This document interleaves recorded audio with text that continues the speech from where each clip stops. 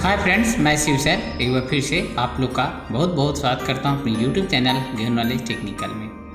Friends, आज मैं बहुत ही इम्पोर्टेंट टॉपिक लेकर के आया हूं। ये हमारा टॉपिक है संबंधित ट्रेड वेल्डर से।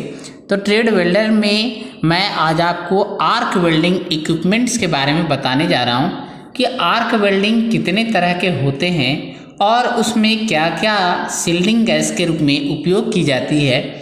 तो चलिए, बहुत सारे डिटेल्स में जानकारी आज आपको देने वाला हूं।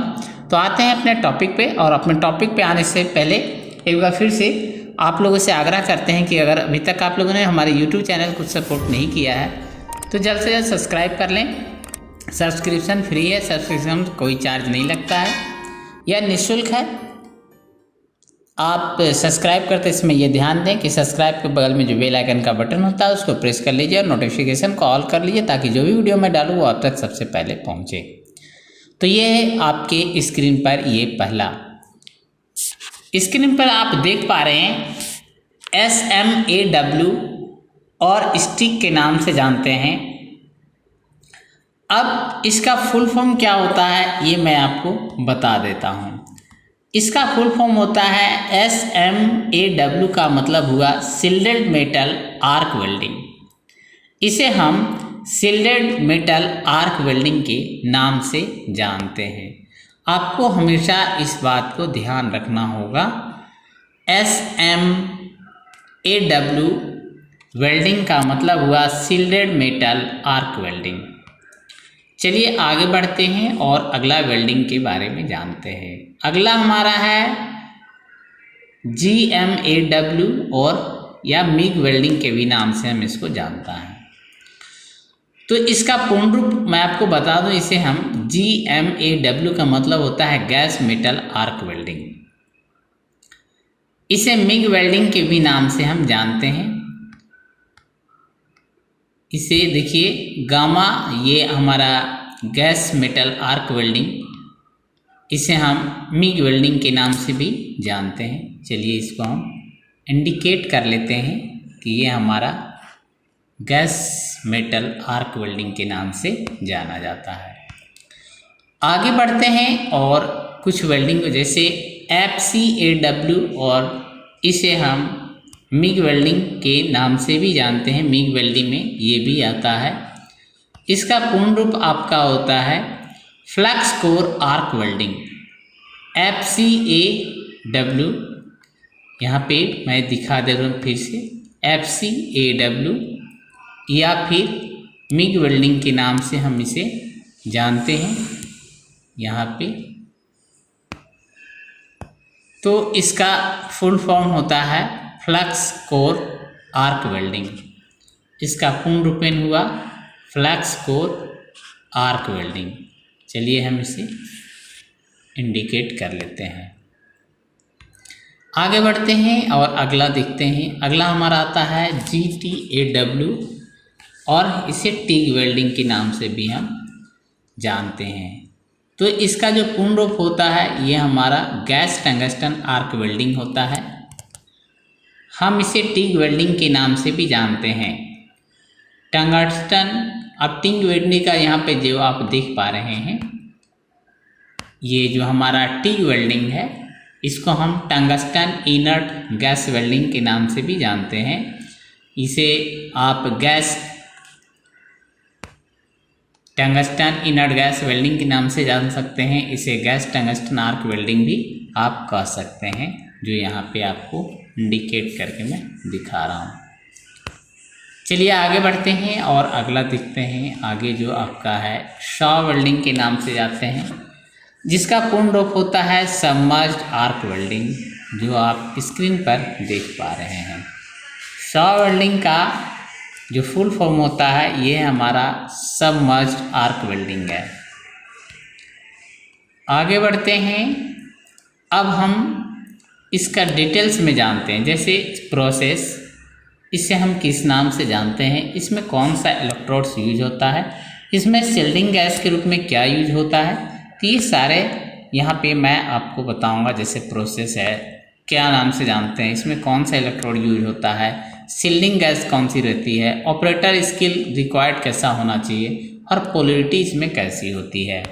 तो चलिए देखते हैं एक एक करके। अब जैसे सील्ड मेटल आर्क वेल्डिंग, जिसे हम SMAW और स्टिक के नाम से जानते हैं, इसमें जो हमारा इलेक्ट्रोड यूज होता है, ये देखिए सील्ड मेटल आर्क वेल्डिंग हो गया, इसे हम SMAW और स्टिक वेल्डिंग के नाम से जानते हैं। इसमें जो हमारा इलेक्ट्रोड यूज होता है वो रिजिड मेटल होता है, और इसमें आपको जो हमारा मेटल यूज होता है स्टिक कोटिंग किया हुआ रहता है।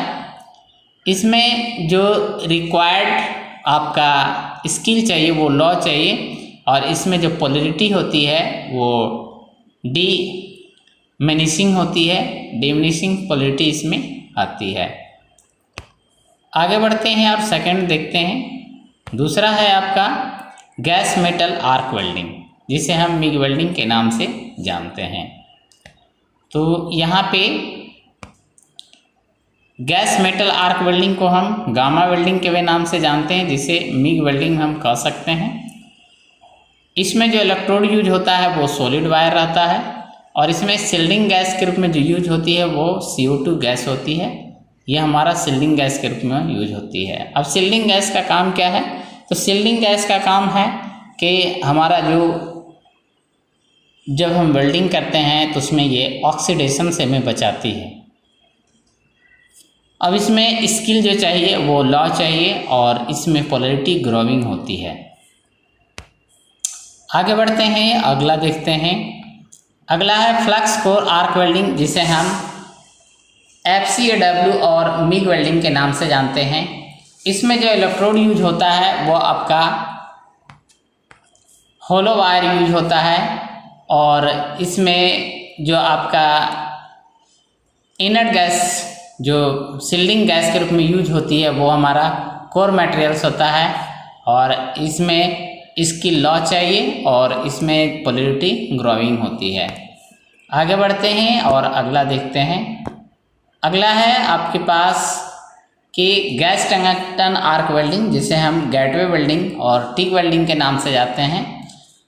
इसमें जो आपका इलेक्ट्रोड यूज होता है वो टंगस्टन का रहता है। इसमें सील्डिंग गैस के रूप में आर्गन गैस यूज होती है, और इसमें जो आपको जो वेल्डर टेक्नीशियन होंगे उनकी जो स्किल होनी चाहिए वो हाई स्किल होनी चाहिए, तभी वो वेल्डिंग कर पाएंगे, वरना उन्हें दिक्कत होगी। और इसमें पोलैरिटी स्टेडी होती है।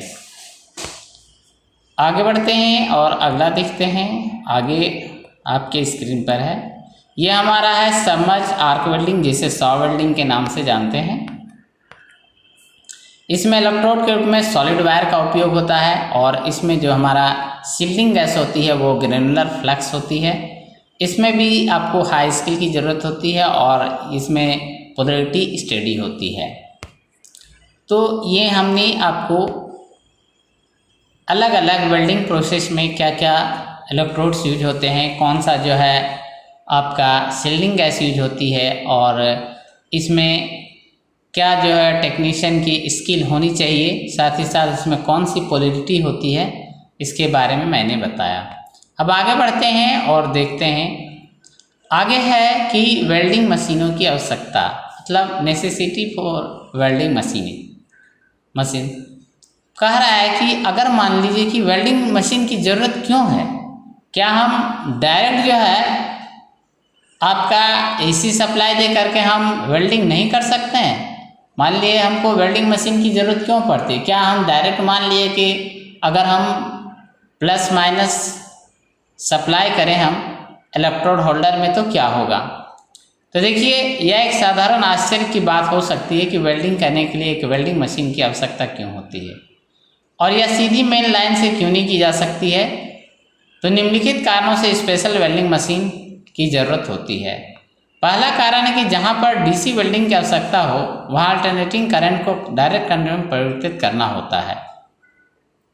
तो क्या है कि हम जो AC सप्लाई देते हैं वो सप्लाई को हमें DC में कन्वर्ट करना होता है। उसके लिए हम वेल्डिंग मशीन में रेक्टिफायर लगी होती है, जिसके कारण हम करंट को बदल सकते हैं। दूसरा है कि वेल्डिंग के लिए हाई लाइन वोल्टेज को सुरक्षित और अधिक उपयुक्त रेंज में कम करना हो।